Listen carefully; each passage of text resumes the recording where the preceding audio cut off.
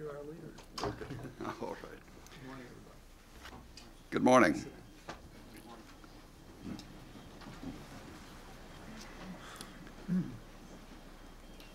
Mr. President, you often talk about your mail, the kind of mail you receive. Let me tell you a little about my mail. Most of my mail doesn't come about with people saying the deficit's too high, or even that interest rates are too high. They write and talk to me about crime.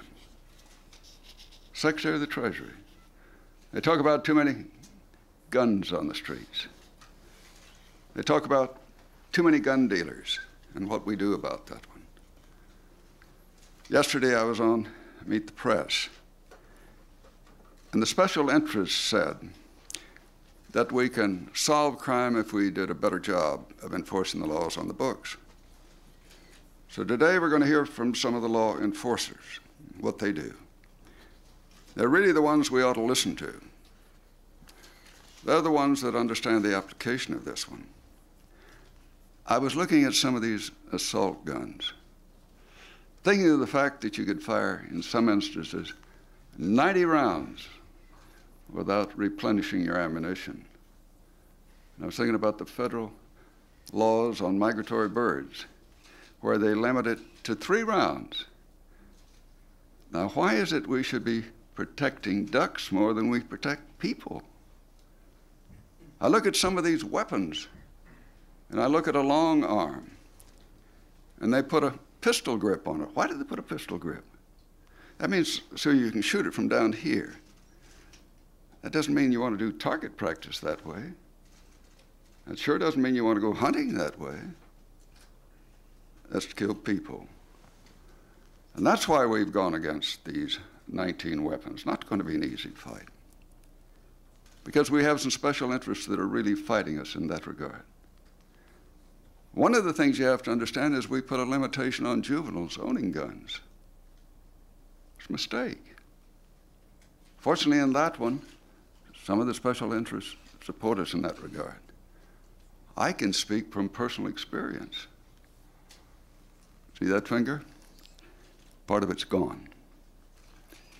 When I was about 12, I took a pistol to school. I got in an argument with another kid over who fired it. He fired it. It just doesn't make any sense. And those are the kinds of things that we want to turn back and put a stop to. Not going to be easy. It's going to take your help. It's going to take the help of the American people getting that across to their congressmen. But I think there's a change in attitude taking place there because of the intensity of the feeling on the part of the American people that this kind of crime has to stop. And we must go all out to do that. The next person I want to introduce to you is Mr. Sean McGaugh. He's a man who's had 34 years of law enforcement with the Ohio State Police, is head of the Secret Service, and now is head of Treasury's ATF. Sean, would you come, please?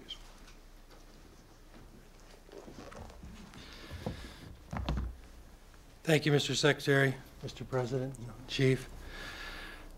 I've been asked today to tell a little bit about the lineage of some of the guns that would be banned by the pending assault weapons legislation.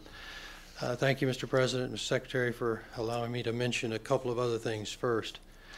As the Secretary mentioned, I've been an American law enforcement officer for over 30 years with the Ohio State Highway Patrol, the Secret Service, and with ATF.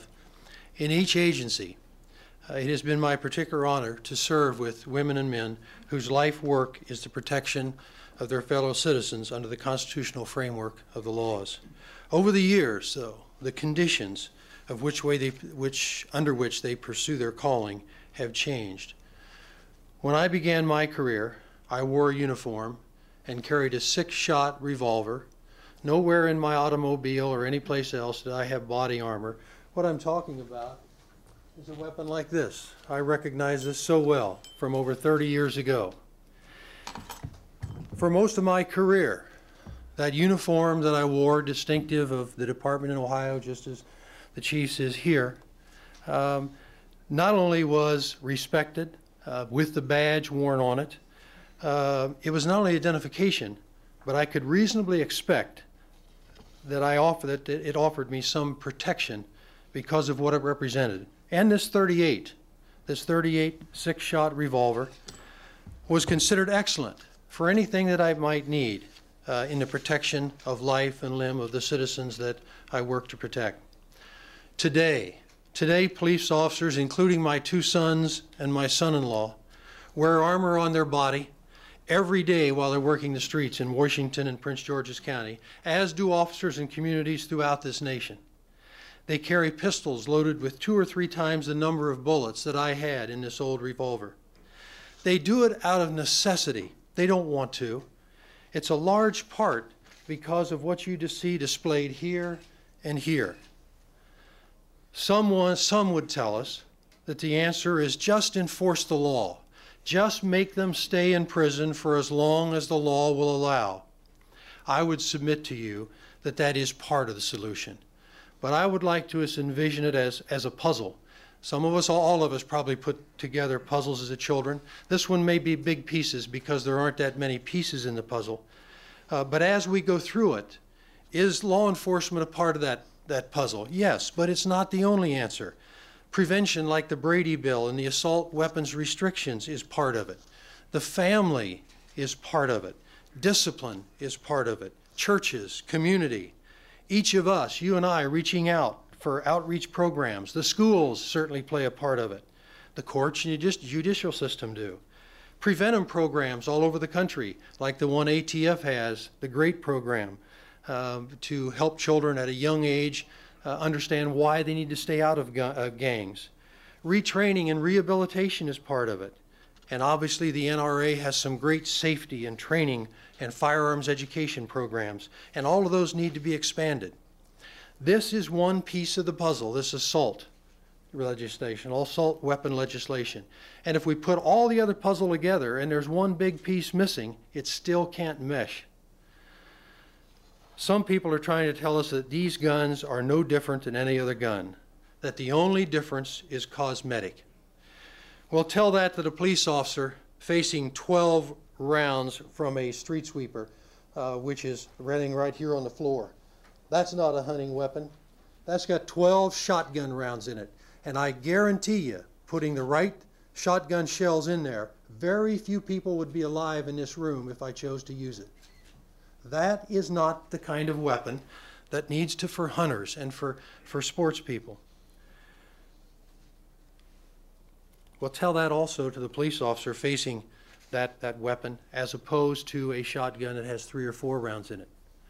Many times people have talked about the president going hunting and using a rifle or a shotgun. That shotgun only had 3 or 4 rounds in it. You're talking about a shotgun that looks the same but now has a pistol grip on it and has an extension that handles 5 or 6 more rounds in it, much more deadly. Try to tell the mother of a child shot down on a city street by a stray bullet or standing in their living room by a door or a window and gets hit by a drive-by shooting. Tell her we cannot ban the Tech-9 with 32-round magazine because it may be fun for some of us adults to use in plinking tin cans. Tell it to the gang member that you're going to get rid of all of these and it isn't important. They'll laugh at you when you tell them it isn't important and isn't needed. Mr. President, if you would, please join me a moment to take a look at some of these and any that you might want to look at the table. This is the Tech-9. This clip can go as long as you want it, up to 60 or 90 rounds. Can you hear him? No. I said this clip can be extended to include up to 60 to 90 rounds. Very easily you can see it. This is what you talk about in the military, a machine gun. This is what you call in the M1A semi-automatic rifle. With very little difference in terms of still has the connection to the bayonet, still has the suppressors out on the front. The only thing that's been taken off of it is one mechanism to make it semi-automatic. This is a full automatic weapon. to load this with as many rounds as you want and just keep firing and firing and firing. In many of the assault situations, in the different fast food restaurants and places around the country, it's during the reloading process that the person is subdued. It'll be too late for these to reload. It'll all be done. Here is the, pardon? These are the They are, and they have the extendable stock on it that you can extend and make it a wall. But it has the hand stock, which allows, as the Secretary was talking about, to hold it big high and to move it around. And again, look at the size of the magazine, and that magazine can be doubled.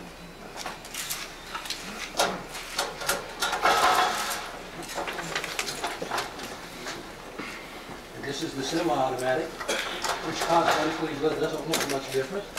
But again, it can be the clip in it. It still has the different connectors. You can hook a silencer on the end of it. And, we have the silencer here on the table. I wanted to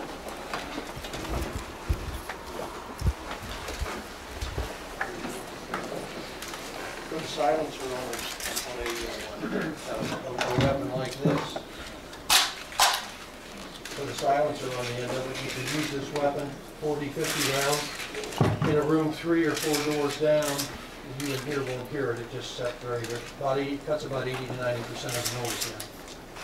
So this is the kind of thing that we're.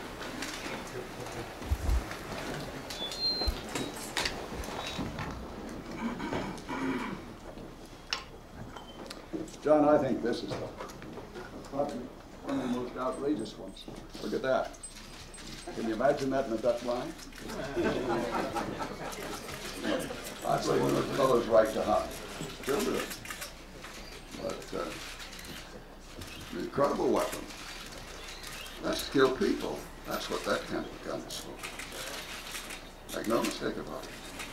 You know, we believe that you ought to be able to have a gun in your home to protect yourself. We believe people ought to be able to hunt and they ought to be able to target practice. But this kind of a gun is a choice of the drug dealers and some mentally imbalanced people. By a choice of 8 to 1 over conventional weapons. So that's what we're striking out against. Trying to hit. Now I'd like to introduce another gentleman, a chief of police, a man who is the head of Wisconsin's Police Chief Association and has a close relationship with Chief of Police Stigler, who just lost one of his associates in a senseless murder. David Steinberg. Mr. President, thank you, Secretary, Director. Good afternoon. You'll have to forgive me. I'm somewhat unaccustomed to dealing in a forum such as this, but I'm honored to be here. As Secretary Benson indicated, I'm the Chief of Police in Menominee Falls, Wisconsin, and President of the Wisconsin Chiefs of Police Association. Menominee Falls is located in Waukesha County, Wisconsin, the sort of place that most people consider as being kind of a nice place to live. We're a community of affluent suburbs, peaceful rural villages, plenty of farms, and pristine lakes and recreation areas, all of which make it a nice place. Until last week, I don't think many of the folks back home gave much thought to the assault weapon issue, and if they did, no doubt saw it as a big city problem. On Thursday of last week, all that changed when 2 heavily armed bank robbers gunned down a Waukesha city police captain. Both suspects were finally apprehended after a running gun battle, and 3 more officers and a citizen hostage were wounded. Captain James Lutz, a 30-year veteran of the Waukesha Police Department, was killed instantly when he was struck without warning by more than 20 bullets from an assault-type weapon. He never had a chance. We believe the weapon used was the M14, which is the military version of the weapon displayed in the rack. But these individuals were heavily armed. They were wearing body armor. The vehicle in which they were traveling contained numerous weapons. and it was clear that these weren't a couple of spur-of-the-moment bank robbers. Captain Lutz, on the other hand, was no stranger to law enforcement in Waukesha County. A professional police officer with over 30 years' experience, and although he was beyond retirement age, he continued to serve his department as the administrative captain to the chief. And when the call, the radio call regarding the bank robbery went out, Captain Lutz responded to that call as a true professional. Chief Thomas Stiegler of the Waukesha City Police Department would have been here himself, except that he felt compelled to remain at his post to deal with the investigation and aftermath of this terrible incident.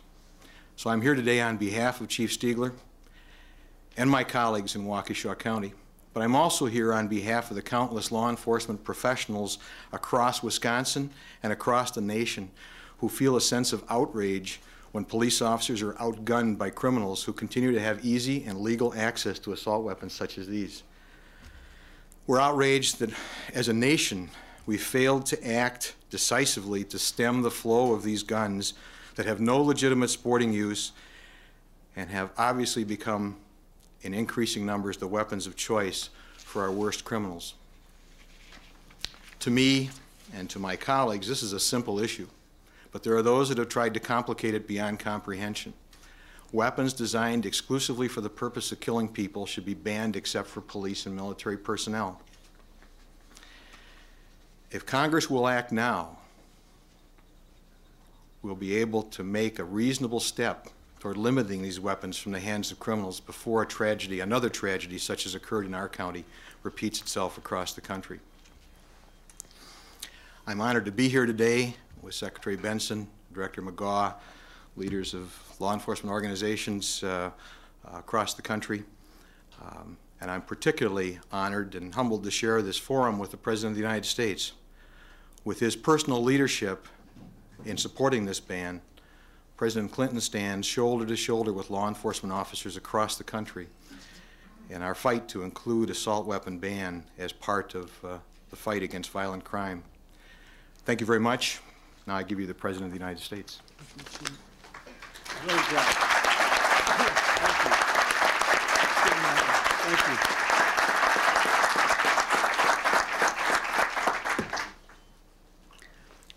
Thank you very much, Chief. He's come a long way from Wisconsin to bring a little Middle Western common sense to the nation's capital. When the House of Representatives votes this week on Thursday, they shouldn't forget the tragedy that the Chief just talked about. Think about it, a 30-year veteran of the police department killed by an M1A1 assault rifle after a bank robbery.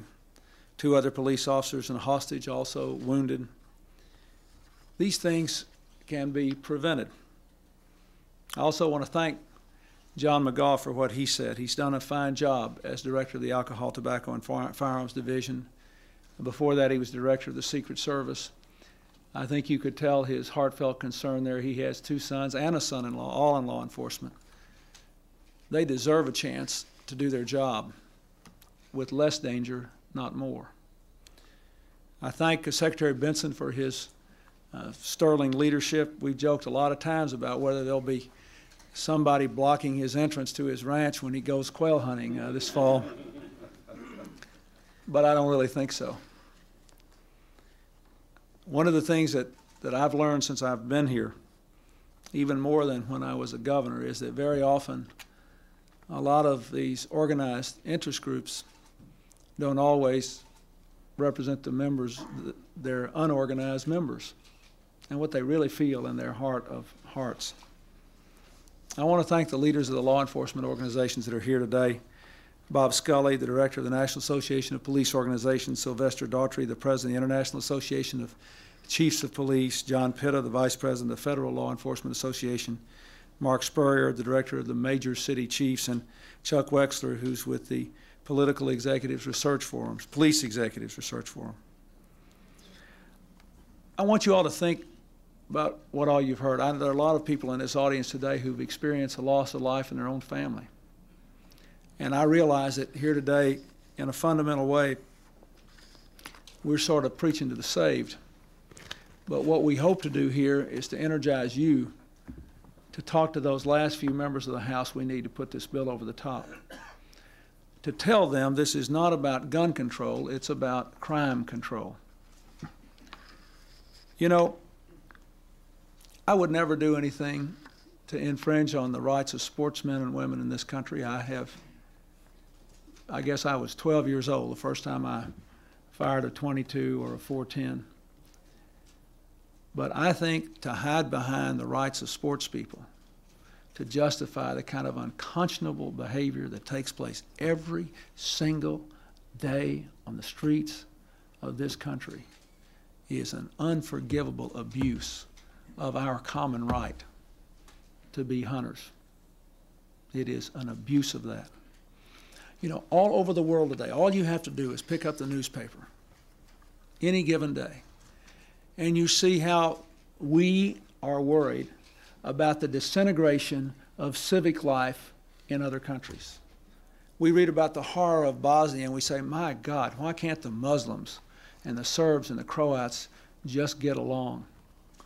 We read about bodies being thrown into the river in Rwanda and say, good Lord, why are those people doing that to each other? We read now about the rise of organized crime in Russia, and it breaks our heart. They finally get rid of communism, and they try to go to a more entrepreneurial society, and a new group of dark organizations springs up and commits murder. We worry about what's happening in our neighboring countries south of our border, especially to our friends in Mexico, when we hear about what's being done there by people running drugs. And we worry and we worry and we worry, and we don't look around and see we have more people behind bars already in this country, a higher percentage of our population than any country in the world already. And we come up with a bill like this, they say you ought to put more people in jail and keep them there longer. Well, some people ought to go to jail longer, and our crime bill does that. But our disintegration, my fellow Americans, is in the streets of our cities, where, as John McGaugh says, we've suffered a breakdown of family and work and community, and where that vacuum has been filled by guns like this, and people who use them in a very well-organized way. Will this solve all the problems in America? No. Like John said, this is a puzzle. We're trying to fill in the puzzle with the crime bill. And in the end, the puzzle has to be filled by people like this fine chief out there on the streets of our cities, and whether the people who live in his community will work with him to take their streets back. But I'm telling you, this is an amazing, it's amazing to me that we even have to have this debate. I mean, how long are we going to let this go on? San Francisco last summer, a gunman carrying 2 Tech-9s killed 8 people and wounded 6 others. Last week, when we had an event for this bill, I'm sure a lot of you saw the husband of one of the women who was killed in that tragedy, Steve Sposato, who now is raising his beautiful daughter by himself.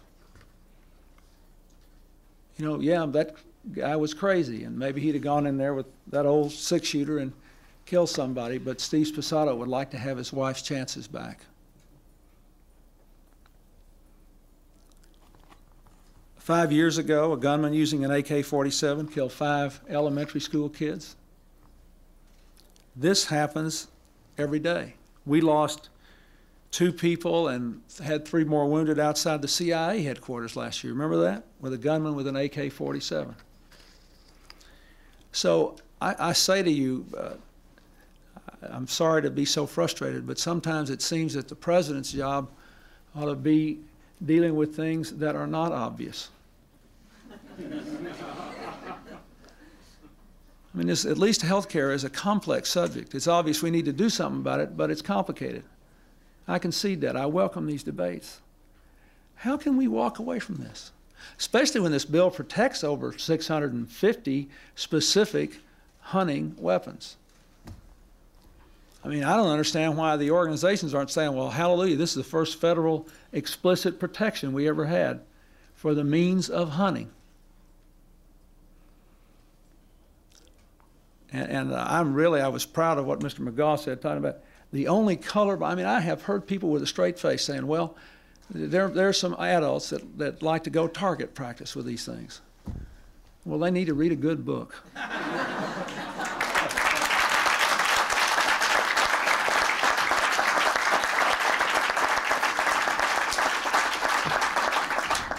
Or take up bowling, or just follow, or you know, you can hunt nearly 12 months out of the year if you hunt everything. And this is, it is imperative we just have a few days left. And I urge you to spend less time with each other and more time putting the hammer of your feelings into the deliberations in the House of Representatives. And something else. No good member of the House or Senate, no Republican or Democrat, no rural legislator should ever fear losing their seat for voting for this bill. And something else you ought to do is tell every office you call, if you do this, I will fight for you for voting for this. I will, you know, there may be differences over other issues, but I will do everything I can to see that nothing diminishes your standing because of this. This is not a complicated issue. And we will have more issues like this. Every great society is going to face, for the foreseeable future, these incredible tensions between our freedom and our abuse of our freedom, between the need for liberty and the need for order, between our desire to have an entrepreneurial, free-flowing society and the absolute need for some discipline that enables us to live as human beings civilly together and give our children a chance to grow up. And some of the decisions we'll have to make will be more difficult than this. But this is a lay-down, no-brainer. And the Congress must not walk away from it. Please help us to pass it. Thank you.